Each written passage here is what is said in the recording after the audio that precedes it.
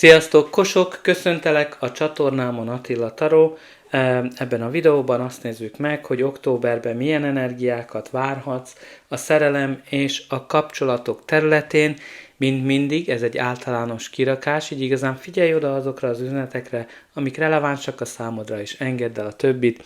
Először is az orákulum kártyájával kezdjük meg, ahol neked a 30-as jött ki, a TikTok, ami hát ugye az órához kapcsolódik, az időzítéshez. Tehát amikor ez alap kijön, akkor az idő fontos szerepet játszik az életedbe, lehet, hogy van valami, amit szeretné, hogy bejöjjön, minél hamarabb, annál jobb, de hát itt igazán ez az isteni időzítésnek alapja, amikor akkor történnek a dolgok, amikor meg kell történniük. Tehát próbáld úgymond félretenni az idővel kapcsolatos aggodalmadat, mert ami úgymond a tiéd, az nem fog téged elkerülni. De nézzük meg, hogy miről szól a taró.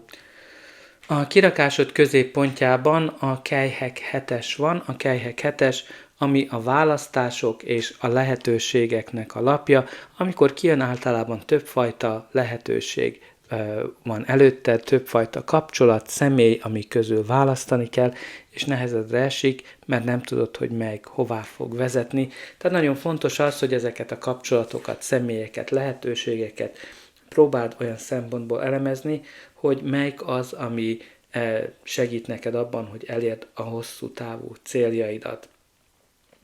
Aztán itt ugye nagyon álmodozó képet is fest ez a kelyhek 7-es, amikor rózsaszín felhőkbe vagyunk, és lehet, hogy szerelmesek vagyunk, lehet, hogy valami miatt szebbnek látjuk a dolgokat, mint azok, amilyen, tehát nagyon fontos az, hogy egy kicsit lejöjjünk a földre, és úgymond reálisabbak legyünk. Ez a kártya jelentett összezavarodottságot is, tehát amikor valami ködös. Az első lapja a kirakásodnak az a érmék 8-as, ami jelzi itt azt, hogy ugye nagyon sokat dolgozol valami, nagyon nagy erőfeszítéseket hajtasz végre, lehet egy meglévő kapcsolaton dolgozol, van, aki azon, hogy párt találjon, és ugye itt ismétlődő ciklusokon mész keresztül. Ami fontos itt, hogy a kemény munkád az meg fogja hozni az eredményét az érmék 8-asnál. A következő lap az érmék 4-es, amit jelzi azt, hogy valamihez nagyon-nagyon ragaszkodsz, valamit nem akarsz elengedni, vagy félsz attól, hogy elveszíted, lehet egy személy, egy kapcsolat.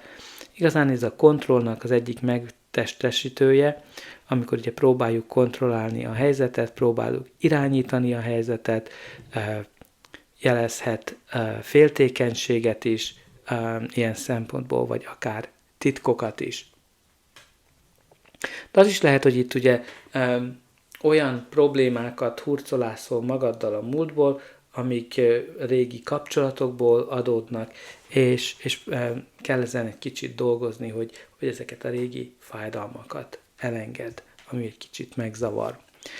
A következő lapja a kirakásodnak az érmék lovagja, ami egy nagyon lassan mozgó energiát hoz magával. Ez egy udvari lap, így lehet a te energiád, egy másik személyé, vagy a kártya általános energiája, tehát itt ugye az időzítés újra csak szóba jön. Mert ugye ez a lovag, ez nagyon sok energiát fektet a tervezésbe, nagyon alapos, mindent a könyv szerint csinál. Ez az alaposság, ez a apró részletekre odafigyelés, itt 2 lapnál is megjelenik, tehát lehet, hogy néhányatok túlságosan odafigyel a részletekre, és lehet, hogy ezen egy kicsit lazítani kellene. De alapjában véve ugye az érmék lovagja az egy nagyon megbízható, hűséges, hosszú távú energiát, kapcsolatot, szemét hoz az életünkbe, bár lassan jön, de jön, és ugye akkor jön, amikor itt az ideje. De nézzük meg, hogy mi a következő lap. A következő lap az a kelyhek 9-es, ami egy nagyon pozitív lap, jelzi az örömöket, az boldogságot, az életnek az élvezetét, valamint a kívánságaink teljesülését. Tehát itt, amint dolgozol, az a kívánságod az teljesülni fog alapjába véve.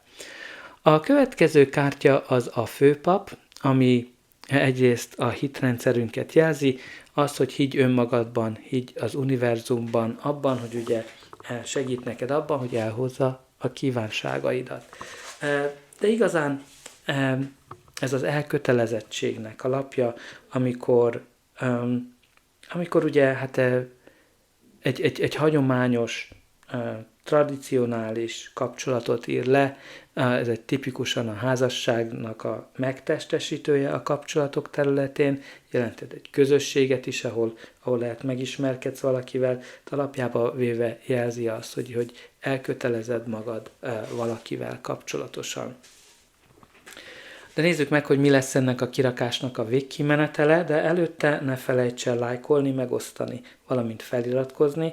Azzal mindenképpen jelzett, hogy ez a kirakás segített, és te is segítesz nekem abban, hogy növeljem a csatornát, hogy minél több emberhez eljusson az üzenet, különösen azokhoz, akiknek szüksége van rá. Neked ez csak egy gombnyomásba kerül.